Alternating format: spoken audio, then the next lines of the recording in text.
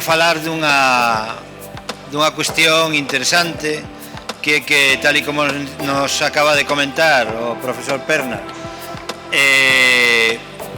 son retos que se nos aveciñan, que van costar cartos, que vai a supoñer un sobrecuste para as entidades locais e que de alguna maneira alguén vai ter que pagar a festa. Neste caso vai haber unha parte que se repercuta á propia cidadanía e que ten que estar reflexada en papéis, ¿no? Con todas as incertidumbres que supoño que nos irá despejando Benito durante este tempo de intervención.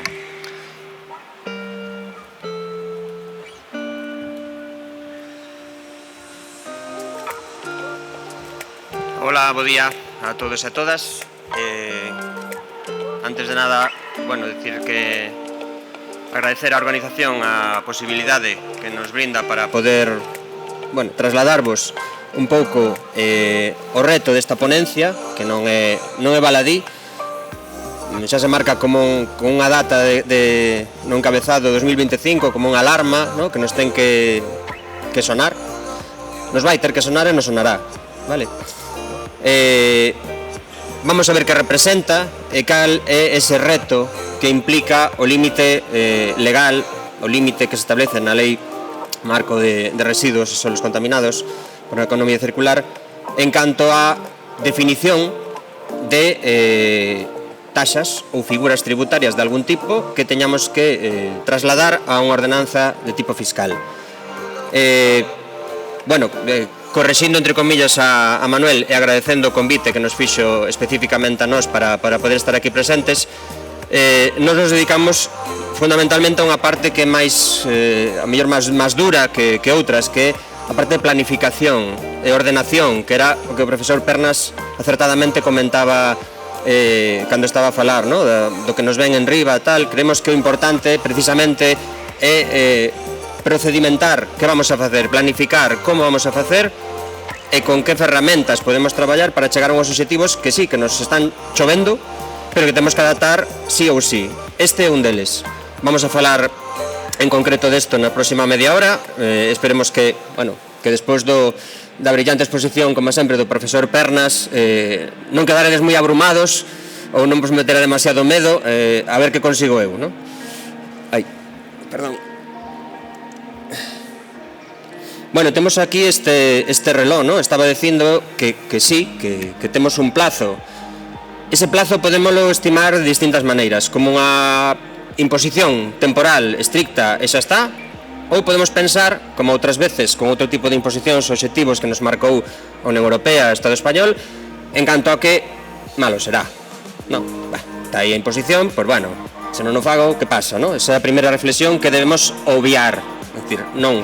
Vamos a tratar de entender os prazos e a importancia que ten de dar resposta a cuestións como esta para poder, como decía antes, continuar esa planificación, esa execución material de contratos, de resposta á cidadanía, etcétera, etcétera.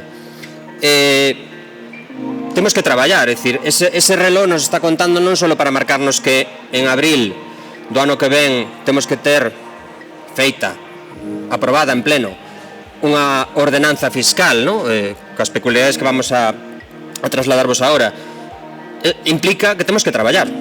É dicir, a ordenanza non vai chegar sola e non vai a basarse en hipótesis erróneas, non debería. E non podemos caer tamén na tentación de decir, malo será, eu xa sei máis ou menos como teño as contas, pois voulle subir un 30%. Podedes facelo? Claro que sí, por suposto. Pero ten que pasar por todos os órganos de aprobación ata chegar a un pleno que ten que decidir que, isto vai pa diante, sin reparos ni ningún tipo de, de reparos xurisprudenciais, de acordo? Co cal é un tema importante, porque o artigo 11.3 da Lei de Residuos define que as entidades locales, nese plazo de 3 anos máximo, deberán definir unha taxa ou prestación patrimonial, xa sabedes, de carácter público non tributaria, que reflicta, que sea tamén, evidentemente, específica e non deficitaria, e que reflita os custes que temos, os custes reais. O remarcaba moi ben o profesor Pernas. Temos que ter en conta e facer aflorar eses custes que temos na xestión dos residuos, de todo tipo.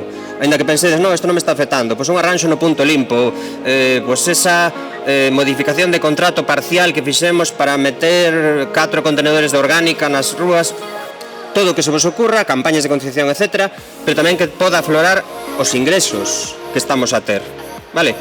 Normalmente a partir de tasas, normalmente coa contribución do sistema de responsabilidade ampliada do produtor. Pero non só temos ese reloj para eso, senón que, como tamén comentaba o profesor Pernas, hai outras obrigas, outros reloxos que tamén están e que tamén deberemos atender. A implantación da orgánica xa superada, temos outras recollidas especiais que están aí, temos que ter aprobada ou deberíamos ter unha ordenanza regulatoria que dé acomodo a ordenanza fiscal, etc., etc. Isto que supón esta imposición? A priori, para un concello medio, debería decir un atranco máis, ¿no? Un atranco administrativo de medios, é dicir, madre mía, o sea, que facemos con isto, ¿no? Me está contando este tío aquí que temos que aprobar unha ordenanza non sei que, pero que ten que estar perfectamente definida para que poda ser aprobada. E cuidado, porque estamos a falar tamén dun tema importante que aos dirixentes políticos lle importa moito, evidentemente, trasladar de que maneira a ciudadanía, que son cartos. Estamos a falar de cartos. Coa perigosidade, se me permitides, de que tal vez, máis probable, con seguridade, teremos que incrementar a taxa aos usuarios, aos contribuintes. E vamos a pensar por qué. Vamos a definir un contexto.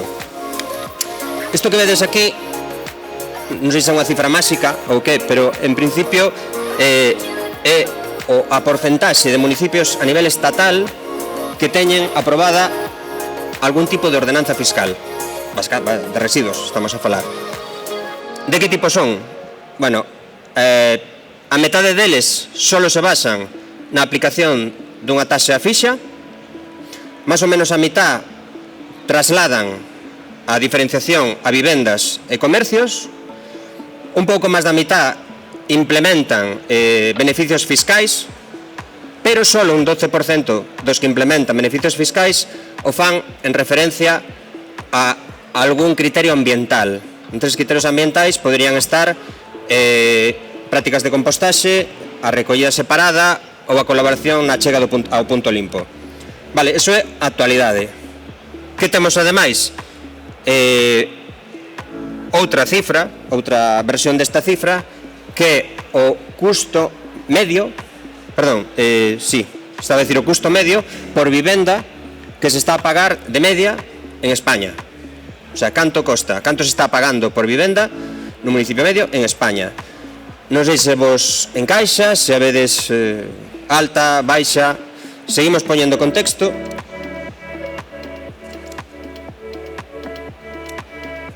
Sacada das bases de datos oficiais de presupuestos no Ministerio de Facenda e demais, temos reflexado aquí na parte verde aqueles concellos que teñen o ingreso por habitante vía taxa máis elevado, según os datos que temos a disposición, e os que están abaixo serían os máis baixos.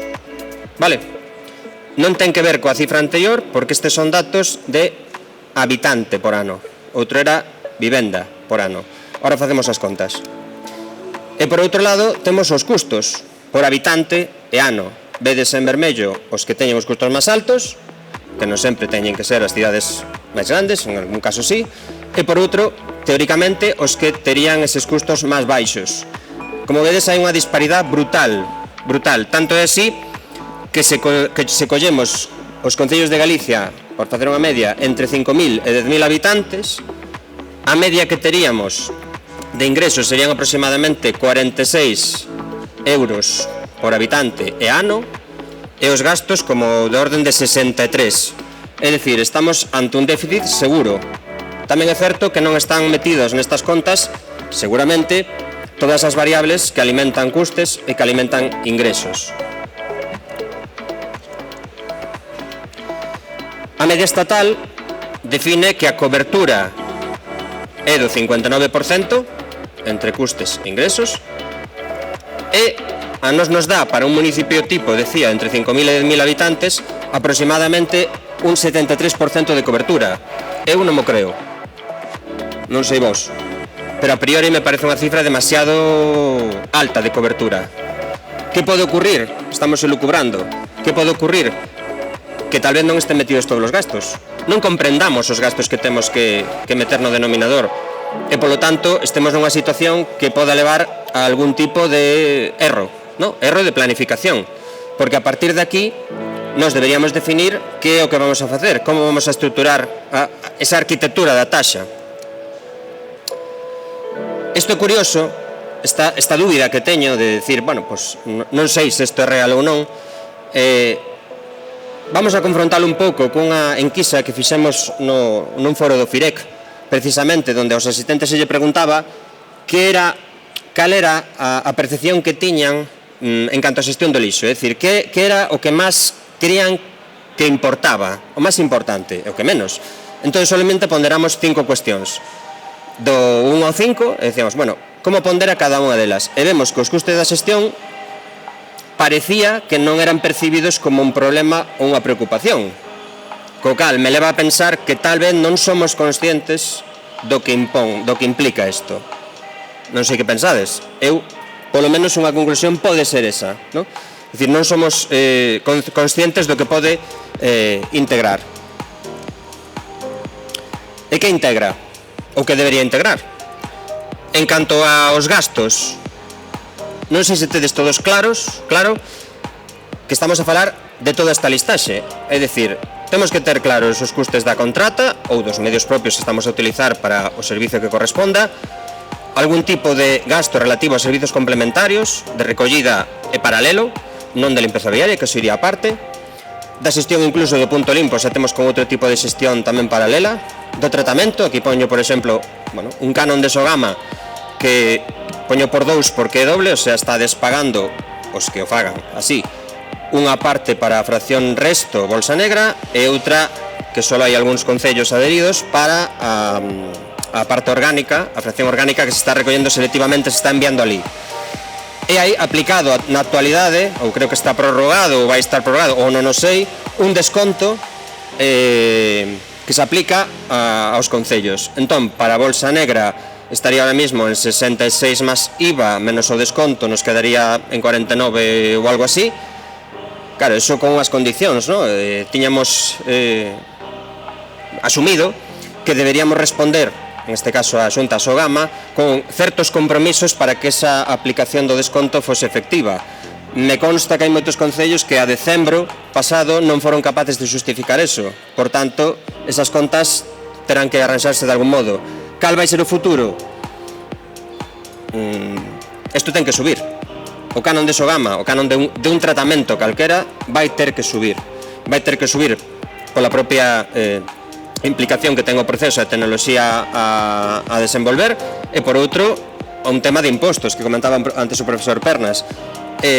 Actualmente non se está aplicando, se vai ter que aplicar de algún modo. Como se vai aplicar? A resposta é, todavía non se sabe. Todavía non se sabe. Eu fixen a consulta e me din que todavía non está definido, polo tanto temos que seguir agardando a que se poda clarificar. Non olvidemos tamén que hai unha parte de xestión administrativa e fiscal, o sea, os recursos que estamos empregando nós, dos nosos funcionarios, etc., nos concellos, para, de algún modo, poder fiscalizar todo isto e poder ter datos, isto tamén supón un coste que temos que contemplar. E outros conceptos adicionais, campañas, auditorías, etc., que tamén deberíamos sumar nesas partidas de costes. E por que poño esta foto? Porque nos podemos estar gastando moito, máis, pouco, o que queirades. Eso, a cuantía, evidentemente a dimensionades vos, espero, adecuadamente, pero dadevos conta que se o servicio, co custe que sea, xera este tipo de situacións, esta foto non quedamos ben retratados, valga a redundancia. Co cal é a percepción do cidadán que finalmente vai ser o receptor desa teórica subida da taxa? É dicir, a ver, se eu non teño un servicio adecuado, que me estás contando? O sea, me está dicindo que vou a ter que pagar máis porque me teño que adecuar a esa imposición 2025, entón temos que regular, blá, blá. Sí, claro, pero que servicio teño? Está eficiente? Percibo un servicio adecuado? Cuidado con isto. Este é un tema delicado.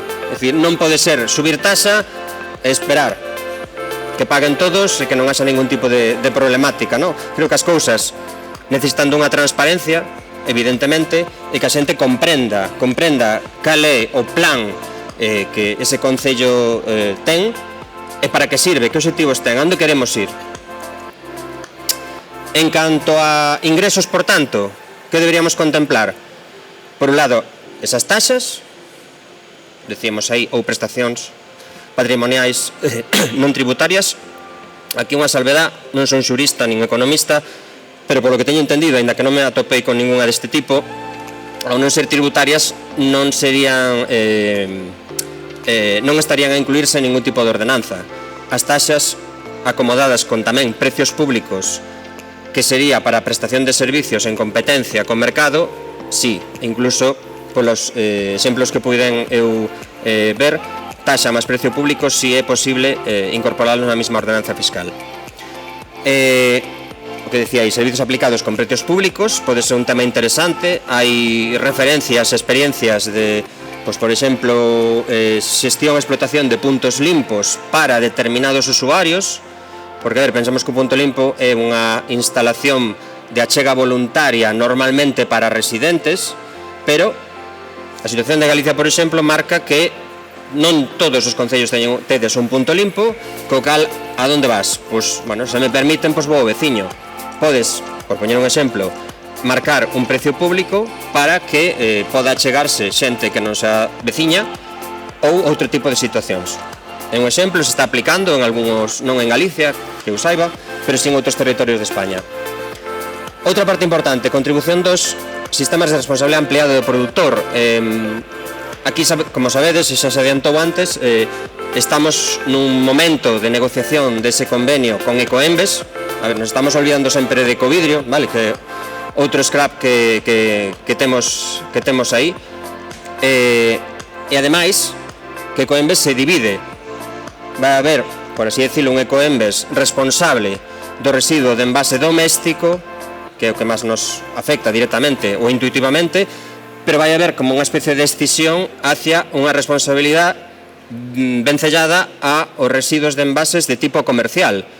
Co cal, esa diferenciación que podemos facer nun momento dado de xestión doméstica, xestión comercial, dentro das nosas competencias, lembremos que, como decíamos antes, residuos industriais fora, quedan anulados. Dentro deso, creo que a maior distinción entre o ámbito doméstico e outro ámbito, como é o comercial, é necesaria. Efectos de retribución monetaria, por exemplo, con respecto a Ecoembes neste caso. Outra cousa que se tocou tamén na ponencia anterior era o potencial retorno dos impostos, estos que vamos a ter que pagar, que vai ter que recaudar Facenda, rescatados pola Xunta de Galicia, e veremos como se chegan a facer, que entendo que sí, a trasladar en que cuantía e con que tipo de distribución aos concellos. Pero se é así, se finaliza desta maneira, teremos ese ingreso. Vale. Subvencións e axudas. Comentaba a súa directora que a pesar, de aí, permitídeme, non? A pesar de que se poñen en xogo tantas programas con tantos cartos, aínda así non cubrimos a demanda. É dicir, hai cartos que se están devolvendo. Isto é impresentable. O sea, nos queixamos de que non temos ferramentas económicas. Bueno, aí están. Isto xa temos falado máis veces en outras ponencias de que triste un pouco que non somos capaces de coller estas fontes de financiación para facer cousas, no? Recollida selectiva da orgánica é un exemplo, que aínda así na segunda tanda sí que houve bastantes, no dos puntos limpos, preparación para a utilización, decía a súa directora que casi non houbera demanda, etc. Son outros ingresos. Outros, se me ocurría a mí tamén a imposición de sancións como retorno económico positivo en canto a que se teña unha ordenanza regulatoria de residuos, de medio ambiente, residuos, por que non sancionar? O sea, tamén é un tema que non abrimos o melón normalmente con isto, é como un tema tabú de que como vamos a sancionar non? Un tema impopular. Penso que é importante. A miña opinión personal, repito, personal, é que a conciliación estuvo ben, sigue estando ben como base, pero xa está. A partir dun punto temos que traballar de outro modo. E eso, incrementalo, implementalo na parte de planificación, que creo que é importante. Exemplo, non busquedes o escudo porque non é de por aquí, así que da igual. Situación que podía ter un concello de entre 5.000 e 10.000 ao azar no ano 23. Bueno, con os indicadores básicos de xeración, de composición e de recuperación selectiva, RS, carente, no? Parece que non chega a obxectivos nin de lonxe, non ten implantada orgánica, o sea, situación típica de algún concello medio de aquí, no ano 23. Ingresos, decíamos, taxa media desa franxa entre 5.000 e 10.000, 46 euros por habitante ano. Estábamos recuperando de Coembes en este caso, aí me faltou tal vez meter a parte de Ecovidrio, vamos pensar que está delegado Ecovidrio e que por tanto non llevemos un peso esto. Parte de Coembes 7 euros por habitante ano. Subvencións e axudas, bueno, pois pedimos hasta 2 euros por habitante ano, poñedelle 3, me dá igual. Gastos de contrata, unha contrata estándar pode andar entre 32, 40, dependendo nese momento, agora estamos noutra fase, creo eu. De tratamento, basicamente centralizado en Sogama en este caso, 32 euros por habitante ano, e outros que podrían ter como gastos adicionais complementarios, pois sobre 3. Bueno, con isto había un déficit, é evidente, non? Non sei se o 27, porque lembrade que o grado de cobertura que había era do 73, se non recordo mal, medio desa franxa de municipios. Isto estaría en un 22 aproximadamente, facendo a conta gorda. Déficit, no mismo caso. Ano 26, non poño xa o 25 porque non hai que ser tampouco utópico. Temos marcada esa data, pero isto vai lento. Que lle pode pasar a este concello? Debería baixar a xeración, debería aplicar políticas de prevención, non? Se nos está pedindo igualmente. A composición non vai a variar, porque o que produce un habitante, salvo que cambie hábitos de consumo, que é difícil, pois a máis ou menos andará por aí. Vamos a pensar que no ano 25 ou 26 alcanzou ese obxectivo de reciclaxe, vale? O 55% que nos marca a normativa. A taxa non nos sabemos porque estamos construindo todavía. O SERRAP, según parece, según se está comentando, aínda que non hai datos oficiais, podía incrementarse para un concello medio un 10, un 12, un 14% respecto á contribución que está recibindo hoxe, sin tocar nada. É dicir, teño carga lateral, sigue carga lateral, teño carga traseira. No mismo escenario, máis ou menos, ese incremento podería ser factible. Que van a pedir eles? Que vai pedir Ecoembes? Que sea eficiente. Que sea eficiente. Por tanto, cuidado, volvemos á planificación. Non pode ser que teñamos contenedores polo rural, que non quero decir con isto que non debamos atender a dispersión, que si é un problema evidente, vale? Pero que non teñamos, por así decirlo, máis litros dos debidos instalados para non recoller nada, basicamente, ou que teñamos que pasar por ali cada 5 meses, que hai casos, porque eso non é eficiente. E Ecoembes non o vai a pagar, ou polo menos vaise a resistir, non? É evidente, non é un sistema que sea a priori rendible, non? Seguimos tendo esa solicitud de axudas máis ou menos 2-3 euros, sobre 20.000 euros, 25.000 euros, etc. E chegamos aos gastos. A contrata se lle vai a exixir máis. Normalmente as novas licitacións se lle vai a exixir máis. Mellores procesos, mellor tecnoloxía, mellores medios, etc. etc. Podería chegar a unha cota de 25%, máis respecto á situación previa que tiñamos da licitación anterior, non do 2023, non do 2015, por así decirlo. En tratamento, teóricamente, se enviamos menos toneladas a Sogama, vamos a pagar menos, pero eles van a subir o canon, e además van a ter que aplicar tamén esos impostos, de algún modo, nese canon, se entende que van a ir por aí. E despois hai, bueno, que van aquí, perdón. Os outros impostos se poderían cuantificar, ainda que isto é collido así, 7 euros, 9 euros por habitante ano, tal vez podría ter esa repercusión, vale? Pero todo isto está por ver. Eu vos quero plantexar un escenario o máis pechado, aproximado posible, para que podamos ter en conta como construir esa taxa, non?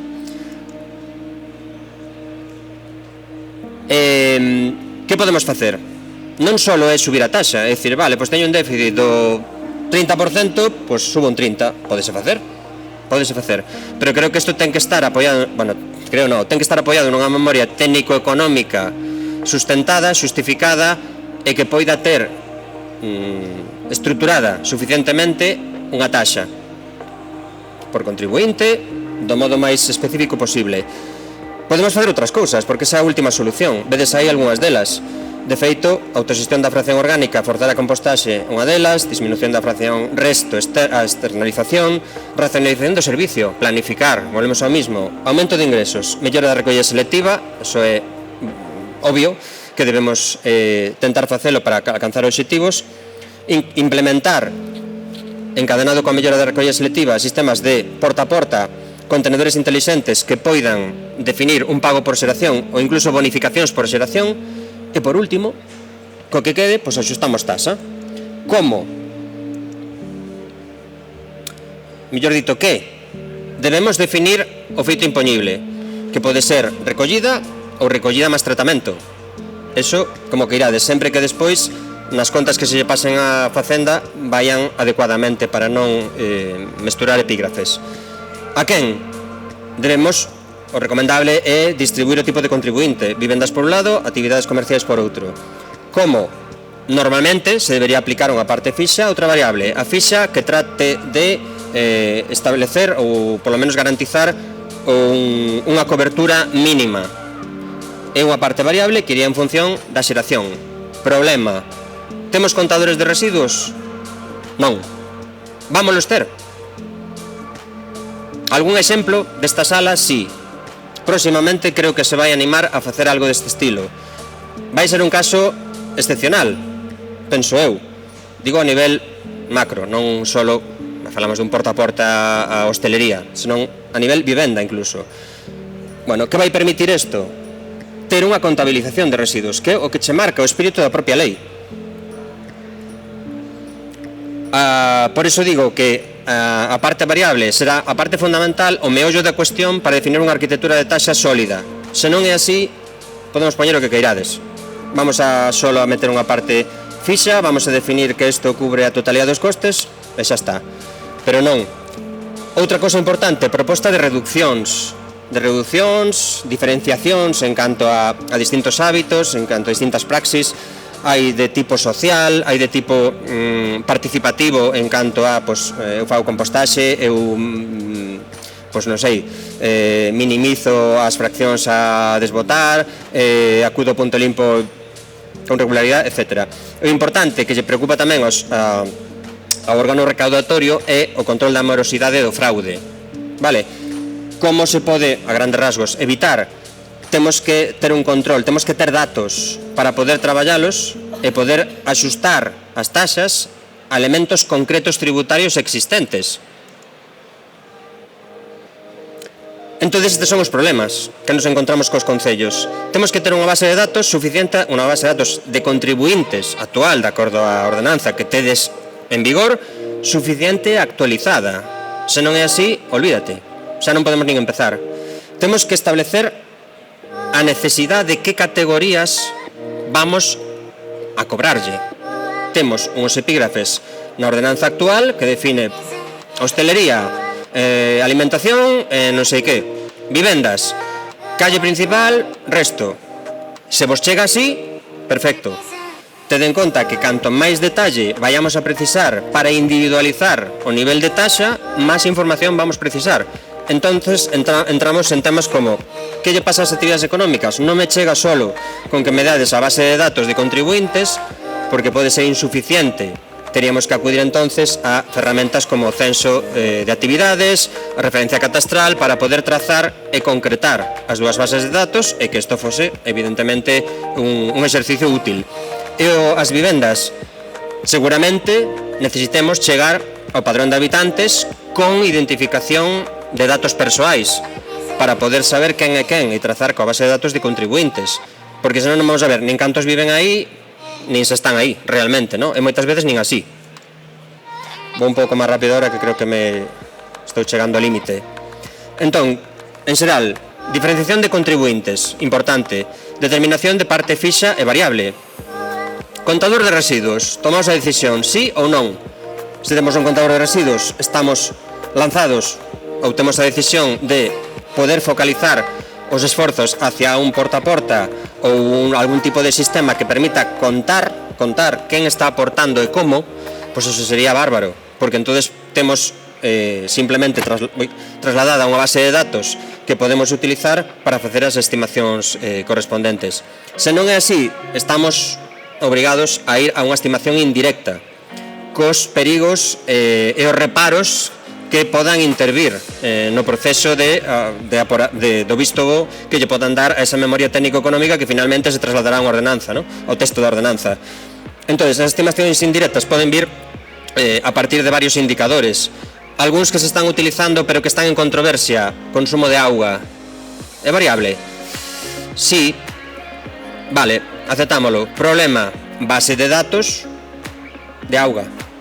Coa empresa incluso externa que está xestionando todo o abastecemento de auga, que temos que cruzar cos nosos datos para vivendas. Problema, órgano recaudatorio en xeral, depende quen sea, non quere ter este tipo de problemas. O sea, vamos a traballar nunha línea conservadora, se me permitides, para intentar atallar o máis posible este tema.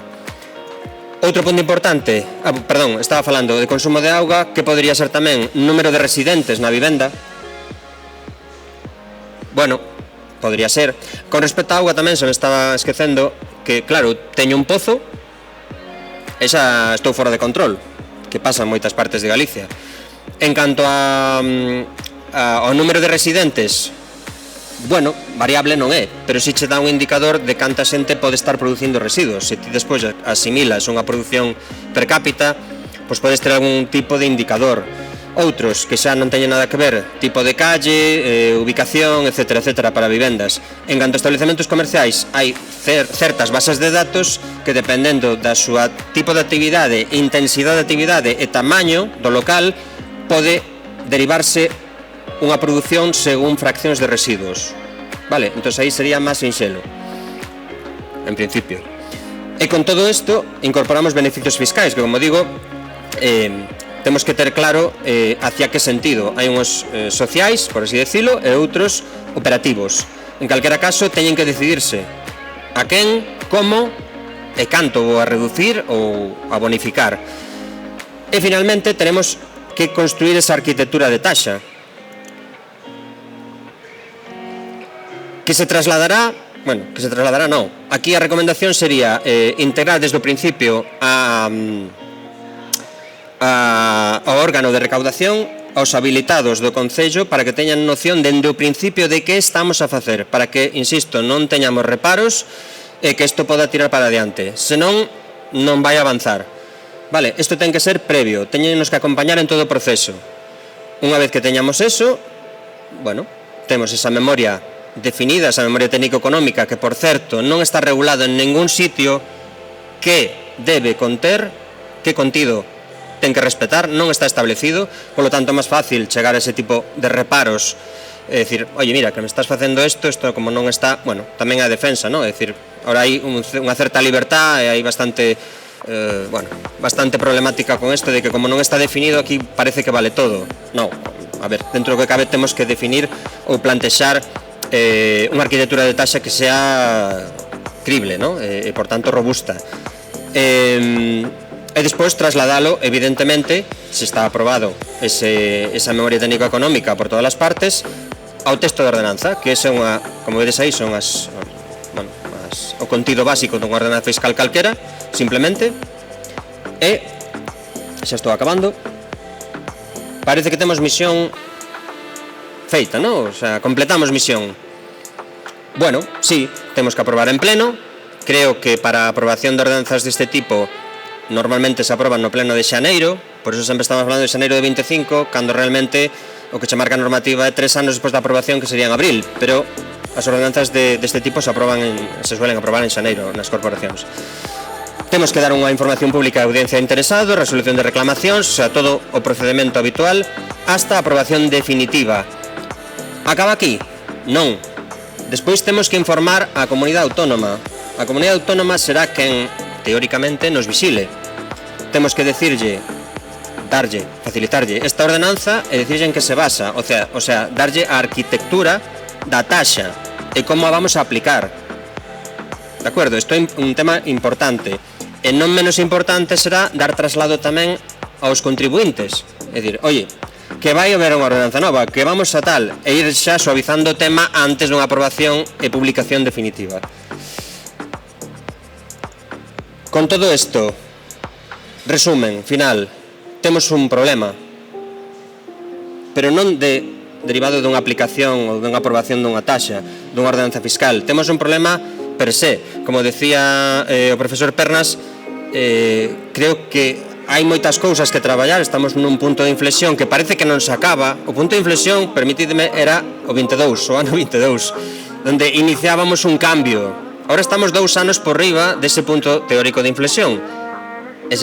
E creo que seguimos un pouco igual. É dicir, xa é o momento de moverse un pouco con unha racionalización da xestión de residuos a nivel municipal e pedir axuda se fai falta. Estaba dicindo a subdirectora antes que vai haber unha oficina técnica, hai certos recursos a nivel de subvencións e tal. O importante é poder traballar en conxunto para, finalmente, que para min tal vez sea o menos importante, ter unha taxa. Bueno, pois vale, eso se pode explicar moi ben dicindo que a vida subiu. Non, a guerra de Ucrania, non sei que, sí, vale, pero ten que estar motivada.